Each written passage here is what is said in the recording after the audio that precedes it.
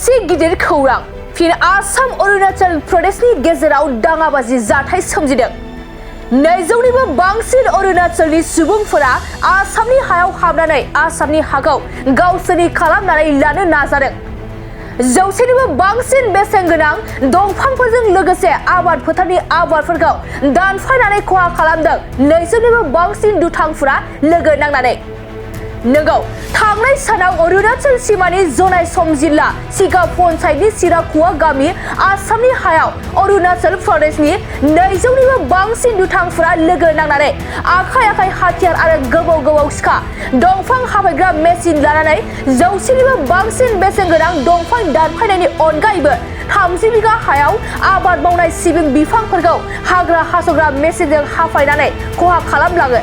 मख'नो गोनांदि आसाम आरो अरुणाचल प्रदेशनि मोन्नैबो सरकारा सीमाखौ लानानै जेंना सुस्रांनायनि उनावबो अरुणाचलनि सुबुंफोरा आसामनि हायाव हाबनानै आसामनि हाखौ गावसोरनि खालामनानै लानो नाजानाया मोनसे सोमोनांथाव थासारि सोमजिहोदों सिराकुवा ओनसोलनि रायजोफोरखौ।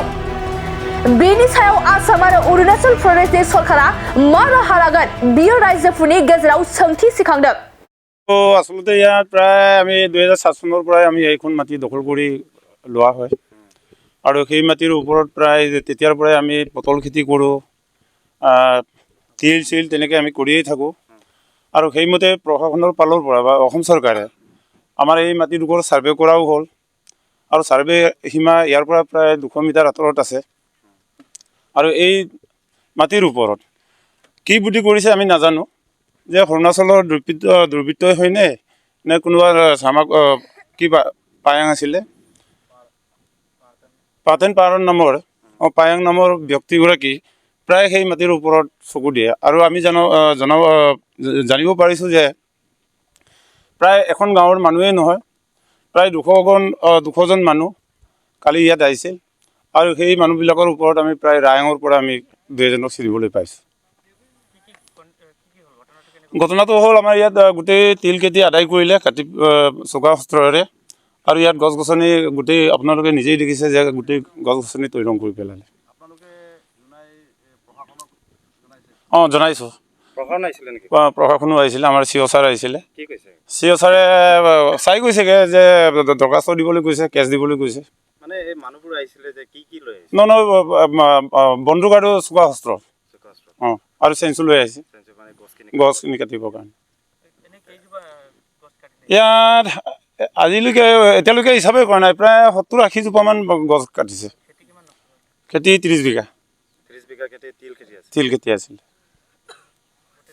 নষ্ট কৰিছে। সেইকাৰণে আমি চৰকাৰক আহ্বান জনাইছোঁ আৰু জাতীয় সংগঠনক আহ্বান জনাইছোঁ যে সেইখিনি মীমাংসা অনতিপলমে আমাক কৰি দিব লাগে। অসমত পৰিছে, আমাৰ অসমে ছাৰ্ভে কৰিছে। 7 চনৰ পৰাই আমি কৰি আছোঁ।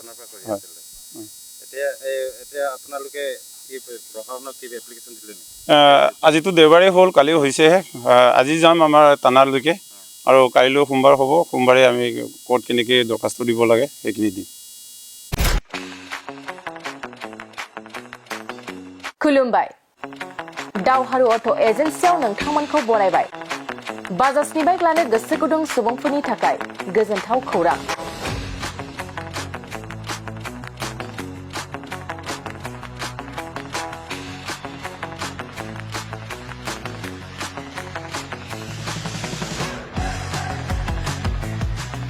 क'क्राझार सहराव थानाय दावहारु अट' एजेन्सिया नोंथांमोननि थाखाय फैगौ अक्ट'बरनि 2 खालारनिफ्राय 7 खालारसिम फुजा धामाका अफार्स लोगोसे मेगालन काप एक्सचेन्ज मेला खुंफुंगोन।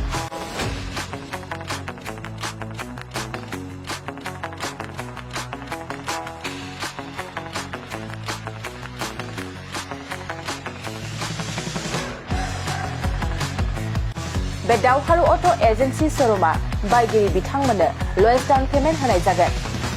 नोंथांमोना दावहारु अट' एजेन्सि श'रुमाव होनो गोनां फुजा धामाका अफार्स आरो लोगोसे मेगालन काप एक्सचेन्ज मेलायाव फैनानै नोंथांनि लुबैनाय बाजाजनि बाइकखौ लांफैनो हागोन।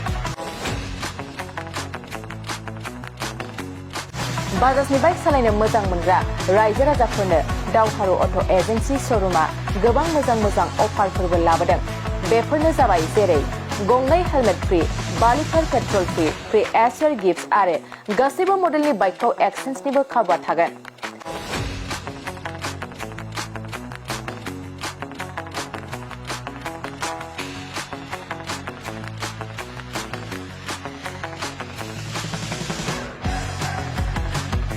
बाजौ रां होग्रोनानै गोसोबादि बाइकखौ आवग्रिना दोननो हानायनि खाबु दं।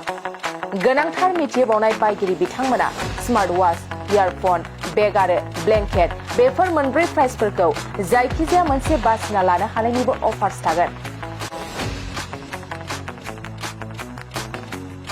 लोगोसे दावहारु अट' एजेन्सि श'रुमा मोजां खाबुबो होबावदों। बाइक बायगिरिफोरनो फ्रि लटारि कुपन हरनाय जागोन आरो लटारि कुपनाव जाखाङोब्ला first prize smart TV, second prize washing machine आरो थार्ड प्राइज रिफ्रिजारेटर बेफोर मोनथाम प्राइजफोरखौ जोबथा साननि थाखाय लन मेलायाव हरनाय जागोन। अब्ला मानोथो गोबाव खालामनो, नोंथाङाबो दावहारु अट' एजेन्सि श'रुमाव होनो गोनां बैफोर खाबुखौ लादो। आबुङै मिथिबावनो थाखाय 8822018193 600003 99187 जानबुं नाम्बाराव खौरां लाहरनो हागोन।